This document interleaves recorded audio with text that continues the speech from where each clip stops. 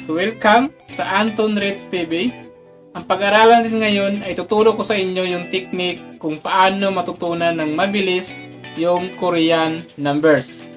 Okay, let's go!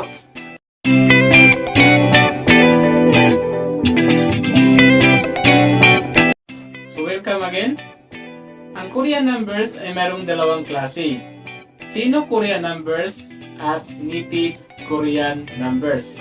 Ang pag-aralan din ngayon ay native Korean numbers. Ang native Korean numbers ay ginagamit sa hours at saka counting units. So ngayon guys, ituturo ko sa inyo kung paano i-memorize ng mabilis. Okay? Kailangan mo lang i-memorize yung 1 up to 10. Okay, mag-umpisa tayo sa number 1. Ang tawag sa number 1 is hana. Number 2, tol. Number 3, sit. Number 4, nit. 5, tasok. Number 6, yosot. Number 7, algok. Number 8, yodol. Number 9, ahok. Number 10, yel. Okay? Kailangan mo na siyang i-memorize. Okay, next tayo, 11. Ang gagawin mo lang, paghiwalayin mo lang yung 10 at saka 1. Unahin mo yung 10. Okay, ano yung 10? Yul. Ano yung 1? Hana. Ang tawag sa 11 is yul hana. Okay? Next, 12. Yul tul. Okay? 10 lang at saka 2. Ang tawag niyan is yul tul. Next, 13. Yul sit. Okay, next tayo. 14. Yul nit. Yul nit. Okay? Yul at saka yung 4 is nit. Yul nit. Okay, 15. Yul tasot. Yul tasot. 10 at saka 5. Okay, next. 16. Yul yosot. Yul yosot. Okay, next. 17. Yul elgop. Yul elgop. Okay, next. 18. Yul yodol. Yul yodol. Okay, 19. Yul ahok. Yul ahok. Ang 20 ang tawag sa kanila is sumol. Okay? Sumol. Okay, ano naman yung 21? Okay, ang gagawin mo lang, unahin mo yung 20 at saka yung 1. Okay, ang tawag nun? Sumul hana. Sumul hana. 22, sumul tol. Sumul tol. Okay, ganun lang siya. 23, sumul sit. Sumul sit. Okay, 24, sumul nit. Sumul nit. Okay, paano naman pag 27? Sumul elgop. Sumul elgop. Okay, next tayo. 30. Ang tawag sa kanila is so-run. So-run. Okay, 31. Ang gagawin mo lang, unahin mo lang yung 30.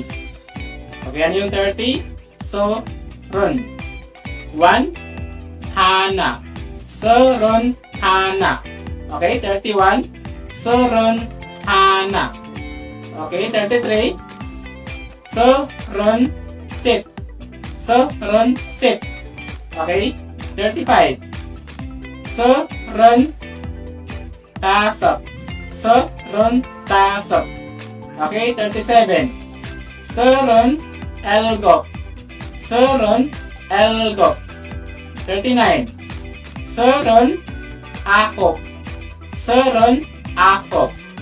Okay? Ang tawag sa 40 is mahon. Okay, pag sinabing 42, mahon, tol. Mahon, tol. Okay? 44.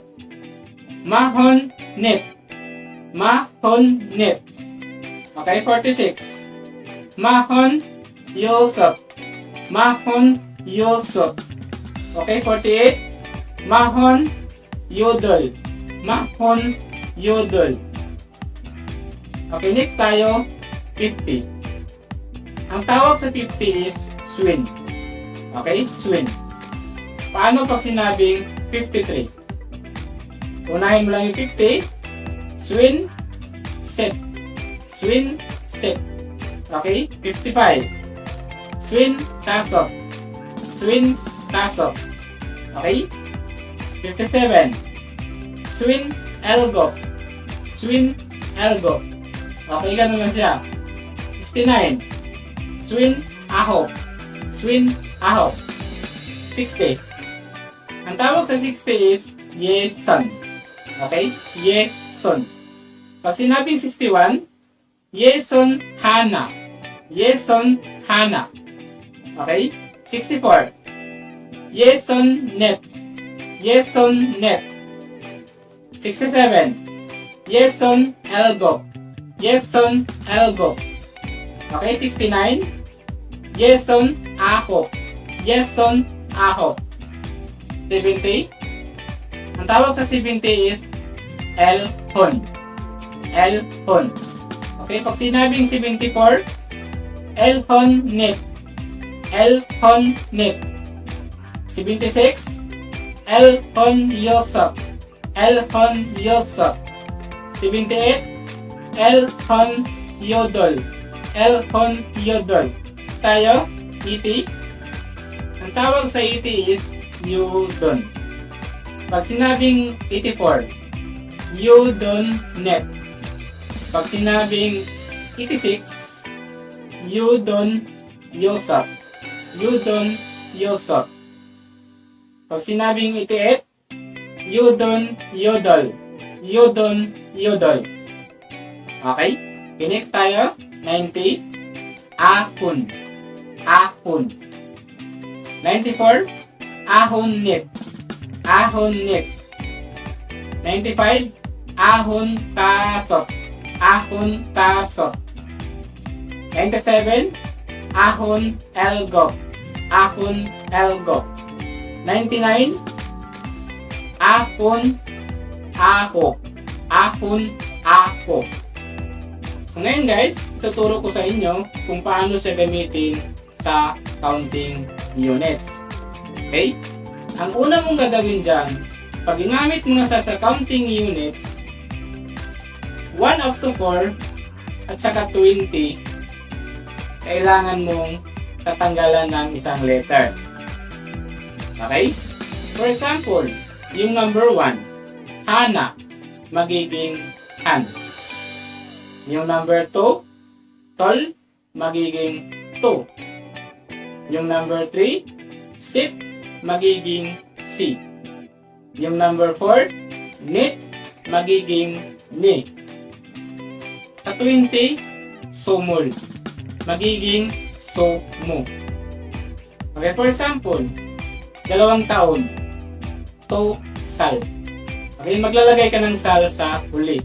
Ibig sabihin ng sal, it's. Okay? 4 na taon, ni sal.